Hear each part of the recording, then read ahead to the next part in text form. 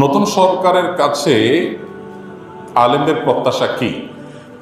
আলেমদের প্রত্যাশা কি? আমি তো আর সব আলেমদের প্রতিনিধি না যে সবার আমাকে দায়িত্ব দিয়েছে আমি সবার প্রত্যাশা বলে দিব। তবে আমার ধারণা ওলামা একরামের প্রত্যাশা, সর্বস্তরের মানুষের যে প্রত্যাশা রয়েছে সেটা আসলে পরিমাণে অনেক বেশি না, যদি আমাদের সমাজের সমস্যা অনেক বেশি। মোটা দাগে মানুষ, এদেশে মানুষের আবেগ অনেক বেশি, যার কারণে মানুষ অনেক বেশি চায় না। অল্প কিছুতেই বাঙালি অনেক খুশি হয়ে যায়। আর কিচ্ছু না করে যদি শুধুমাত্র এদেশে দুর্নীতিটা দূর করে ফেলতে পারে কেউ, তাহলে আমার মনে হয় এদেশে মানুষের আর অন্য কোনো বিষয়ে দুঃখ খুব একটা থাকবে না।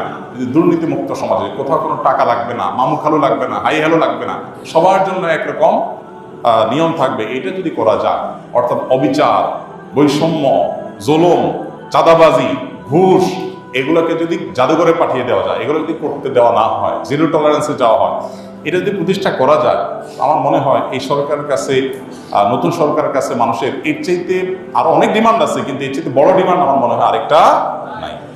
দেখুন, আমি প্রায় সময় বলি 50 বছরের বেশি সময় হয়ে গেছে আমরা দেশটাকে স্বাধীন করেছি, আমাদের বাবারা চাচারা স্বাধীন করেছেন। তো 50 বছরের বেশি হওয়ার পরও এই দেশে এতগুলো সরকার আসছে গেছে, কোনো সরকার এদেশের মানুষের খাবার, মুখের খাবার এবং পানীয়টাকে নিরাপদ করতে পারে নাই।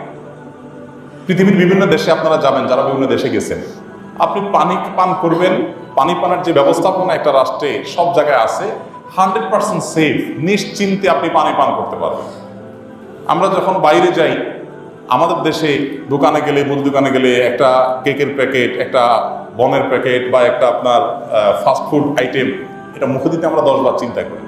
আর রাস্তার পাশে যে সমস্ত চটপটি বানায়, এটা বানায়, এগুলো খাইতে আমাদের 10 বার চিন্তা হয় যে না জানে কি দিয়ে রাখছে, না জানে কিভাবে তৈরি করছে, তাই না? নিরাপদ খাদ্য, নিরাপদ পানি, এটুকু মানে শুধু একটু পানি পান করবে মানুষ, এটুকু নিরাপদ 50 বছরে কোনো সরকার করতে পারে নাই। কিন্তু আপনি বাহিরে যাবেন, অবাক হয়ে যাবেন, থাইল্যান্ডের রাস্তা রাস্তা যে আপনার স্ট্রিট ফুড আছে, 100% টেনশন মুক্তভাবে আপনি খেতে পারবেন, কোনো টেনশন নাই যে এগুলো অন্তত হেলদি।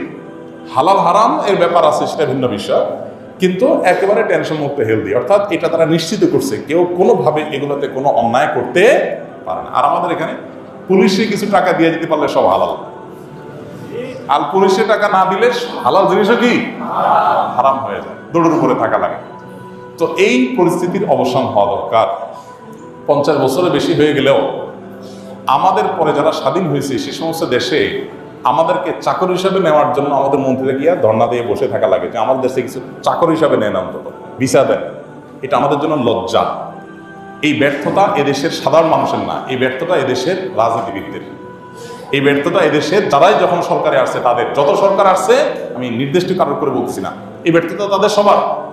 আমাদের অনেক সীমাবদ্ধতা আছে, খনিজ সম্পদ নাই, অনেক কিছু নেই, আমরা জানি, কিন্তু এদেশে মানুষের মধ্যে প্রচন্ড কর্মস্পৃহা আছে। আমি 10 বছর প্রবাসে ছিলাম, আমি জানি, আমি কাছে থেকে দেখেছি অন্য অনেক দেশে মানুষের চাইতে বাংলাদেশি প্রবাসীরা কাজের প্রতি অনেক বেশি আন্তরিক। এবং মিডিল ইস্টে আপনি সৌদি আরবে, দুবাইতে দেখবেন যে কফিলরা, মালিকরা বাঙালি লোককে বেশি খোঁজে, কারণ বাঙালি কাজের ব্যাপারে খুব সিরিয়াস, তারা খুব পরিশ্রমী হয় অন্য দেশের তুলনায়।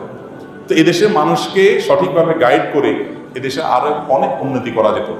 আমি একটা কথা প্রায় সময় বলি, জানি না এটা কতটা সবাই একমত হবেন, সেটা হলো যে এই দেশে যতটা উন্নতি হয়েছে আমাদের, ততটা উন্নতির পেছনে সাধারণ মানুষের অবদান আছে। প্রবাসীদের রেমিটেন্স আছে, ব্যবসায়ীদের ব্যবসায়িক উদ্যোগ আছে, গার্মেন্টস সেক্টরের অবদান আছে, সাধারণ মানুষের অবদান আছে। সরকারগুলোর আসলে সেখানে উল্লেখযোগ্য, ছোটখাটো তো আছেই, উল্লেখযোগ্য কোনো ম্যাসিভ লেভেলের অবদান সরকারের, কোনো সরকারেরই, বরং দুর্নীতির মাধ্যমে, অপশাসনের মাধ্যমে আমরা যতটুকু পিছিয়ে আছি, এগুলো সবগুলো ভাগ্যযোগে সব সরকারই কম বেশি করছে, সোজা কথা।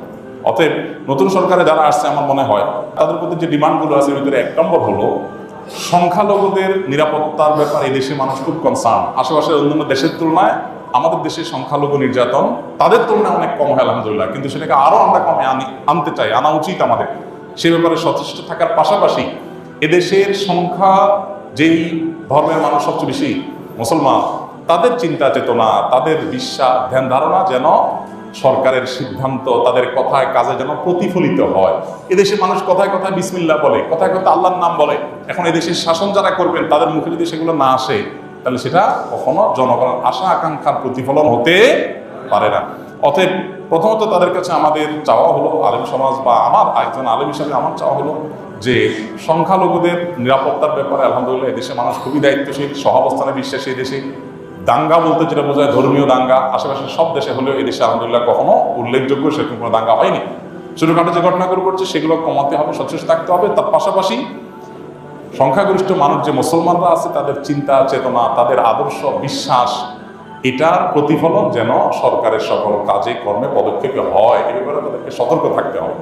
দ্বিতীয়ত যে প্রত্যাশা তাদের কাছে, সেটা হলো জুলুম, চাঁদাবাজি, পেশি শক্তির যে অপব্যবহার, এটার কারণে যে আমরা অতিষ্ঠ, সেই বিষয়টাকে তারা যেন দূর করতে পারে। ধরুন আমাদের সমাজে এই যে জুলুম, চাঁদাবাজি, এগুলোর কারণে কি হয় আপনারা সবাই জানেন।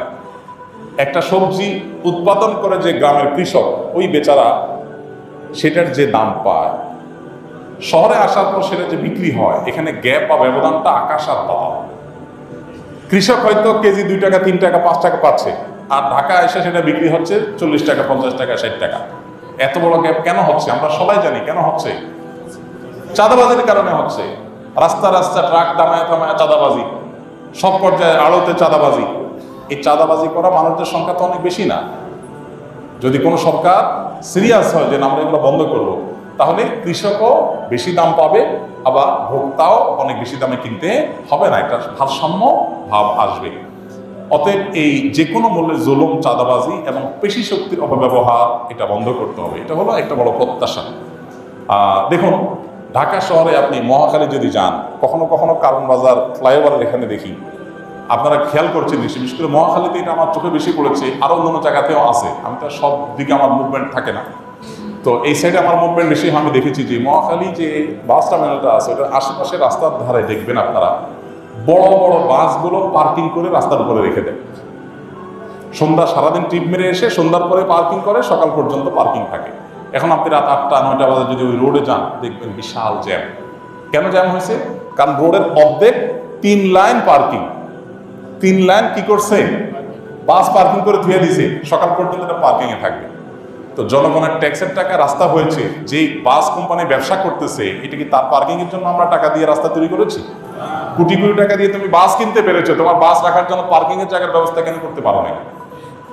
পারে নাই এই জন্য যে এখানে সে গায়ে রাখার বিনিময়ে এখানে যারা দেখবে, দেখভাল করবে, সে পুলিশদেরকে চাঁদা দিয়ে ম্যানেজ করে ফেলছে। কত টিভিতে এটা নিয়ে নিউজ হয়েছে, কিন্তু এটার কোনো অবসান হয় নাই। সিএনজি আলাদেরকে দেখবেন যে মান্থি কে না জানে, এগুলো ওপেন সিক্রেট। মান্থি জানেন না আপনারা? যে মাসে মাসে চাঁদা দেয় পুলিশ অফিসারকে, তার কার্ড থাকে, যে কোনো জায়গায় রেখলে ছেড়ে দেয়। মানে জুলুম, চাঁদাবাজি এগুলো এত খুল্লুম খোলা হয়ে গেছে যে এটা সমাজের রন্ধ্র হয়ে গেছে। অতএব আমার মনে হয় অন্যান্য মানুষের মতো আলেমদের প্রত্যাশা হলো যে জুলুম, চাঁদাবাজি এবং পেশি শক্তির ব্যবহার বন্ধ করা। প্রত্যাশা হলো দুর্নীতির ব্যাপারে জিরো টলারেন্সে যাওয়া। কোনো অফিসে, আদালতে, কোথাও যে মানুষের যাতে পেরেশানি পোহাতে না হয়, যে মামু খালো ছাড়া কিছু হবে না, হাই হ্যালো ছাড়া কিছু হবে না, এরকম যেন না হয়। সবার জন্য যাতে সমান সুবিধা থাকে। আমাদের দেশটা অনেক গরিব, অনেক দিক থেকে আমরা পিছিয়ে আছি, নিশ্চয়ই আমরা জানি সেটা, কিন্তু যেটুকু হবে সবার জন্য সমান হোক। কারণ মামু খালু আছে তার জন্য সব হবে, আর যার মামু খালু নাই, হাই হ্যালো নাই, টাকা পয়সা নাই, তার জন্য কিছুই হবে না, এটা যেন না হোক, এটাই হলো প্রত্যাশা। আর সর্বশেষ বিষয় হলো যে বিশেষভাবে নিরাপদ খাদ্য, নিরাপদ পানীয়, যেটার কথা আমি বলছিলাম, নিরাপদ ঔষধ, নিরাপদ খাদ্য, নিরাপদ পানীয়, নিরাপদ ঔষধ, এই তিনটাতে নিশ্চিত করা। দেখুন যেই ঔষধের মাধ্যমে মানুষ বেঁচে থাকবে, ট্রিটমেন্ট করবে, আমি নিজেও জানতাম না এক সময় যে ওষুধের ক্ষেত্রে এত 2 নম্বরই হয়, যে নকল ওষুধ নাকি হয়। তাহলে একটা মানুষ যে ওষুধ খেয়েছে সুস্থ হবে, উল্টা ওই ওষুধ খেয়ে সে আর মরে যাচ্ছে। বাংলাদেশের বহু গ্রামে, আমি আমার গ্রামের কথা বলি, আমার গ্রামে, লক্ষ্মীপুরের আমার গ্রামে, শুধু আমাদের বাড়িতে 8 জন মানুষ ক্যান্সারে মারা গেছে। আমার বাবা নিজে ক্যান্সারে মারা গেছে, আমার হাতের উপর দিয়ে চটপট করতে। আমার চাচারা কয়েকজন মারা গেছে, চাচাতো ভাইরা কয়েকজন মারা গেছে। কেন? খবর নিলাম যে পানি যেটা খায় পুরা গ্রামের মানুষ, এটা ক্যান্সারের কারণ। আর্সেনিক আছে, আরো অন্য বিষয় আছে, যেগুলোর কারণে এখান থেকে ক্যান্সার হয়ে যাচ্ছে। সাতক্ষীরার একটা গ্রামের মানুষকে নিয়ে দৈনিক পত্রপত্রিকা নিউজ হয়েছে যে একটা গ্রামের মানুষ মরে, অনেক মানুষ মারা গেছে শুধুমাত্র পানি বিশুদ্ধ না থাকার কারণে, পানিবাহিত অসুবিধার কারণে। আমার নিজের বাসায় এই যে কয়দিন আগে পরপর 3 জন জন্ডিসে আক্রান্ত হয়ে চরম অবস্থা হয়ে গেছে, মরণাপন্ন অবস্থা হয়ে গেছে।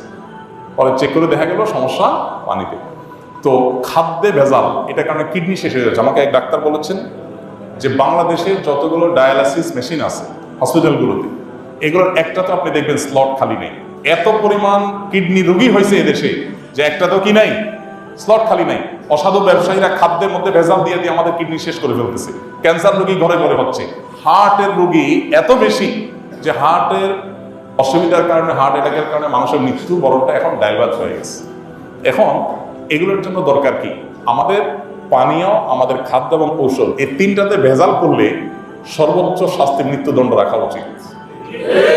কারণ আপনি এগুলোতে ভেজাল দিয়া মানুষকে মৃত্যুর মুখে ঠেলে দিচ্ছে, এটা মানুষ হত্যার কাজই করতেছেন। অতএব এগুলোর সর্বোচ্চ টলারেন্স রাখা উচিত, কোনো চেহারা না দেখে। যে মানুষের খাদ্যে ভেজাল দিলে, আমরা দেখি ভেজাল বিরোধী অভিযান হয়, ম্যাজিস্ট্রেট যা এটা হয় সেটা হয়, আরে রং মিশাই দিয়ে আমাকে শেষ করে ফেলতেছে, আমার কিডনি শেষ, ড্যামেজ হয়ে যাচ্ছে, আমার হার্ট শেষ হয়ে যাচ্ছে, ক্যান্সার হয়ে যাচ্ছে, আর জরিমানা করতেছে 50,000। আর 50,000 টাকা তার জন্য কোনো ব্যাপার নাকি? এই জন্য আইনের পরিবর্তন হওয়া দরকার। ম্যাজিস্ট্রেট তো আর কিছু করার নাই, তিনি তো আইন আলোকেই কাজ করছেন। আইনের পরিবর্তন হওয়া দরকার। নিরাপদ খাদ্য, নিরাপদ পানীয়, নিরাপদ ঔষধ, এটা নিশ্চিত করতে হবে যদি আমাদের বাঁচতে হয়।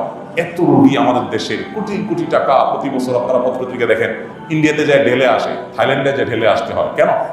কারণ এদেশের চিকিৎসা ব্যবস্থা সেরকম উন্নত হয় না। চিকিৎসা ব্যবস্থার প্রতি এদেশে কি হয়েছে আমাকে বলেন? 50টা বছর ধরে যেটা হয়েছে একেবারে হয় না আমি বলবো না, কিন্তু যেগুলো হয়েছে তার চাইতে বহুগুণ বেশি হতে পারত।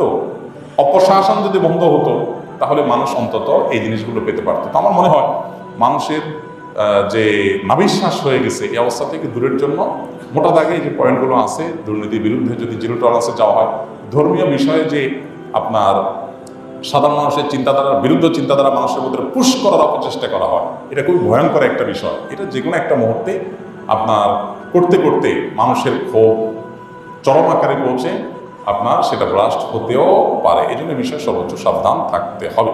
সেই সাথে জুলুম, চাঁদাবাজি বন্ধ করা, দুর্নীতির ভিতরে জিরো টলারেন্সে যাওয়া, নিরাপদ খাদ্য, ওষুধ এবং পানির ব্যবস্থা করা।